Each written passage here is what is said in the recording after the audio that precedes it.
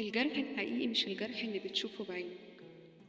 الجرح الحقيقي هو الجرح اللي بيتدفن جواك ويفضل جرح ساكت بيعصر في قلبك ويخلي ابتسامتك مجرد قناع مزيف.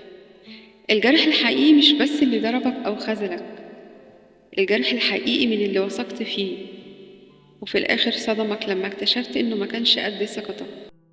الجرح اللي ما بيلتئمش بيخليك تحب بحذر وبتثق بصعوبة وبتحلم بخوف. والجرح هيعلمك حاجات محدش يقدر يعلمها لك، إن مش كل اللي حبك يستحق قلبك، وإن السكوت أحيانا بيكون أفضل من الكلام. والجروح اللي ملتأمتش بتخلي عقلك حكيم وقلبك أقوى من الأول. أعرف قيمتك وحافظ على سلامك، لأن اللي يكسر خاطرك ما يستحقش دموعك ولا طاقتك.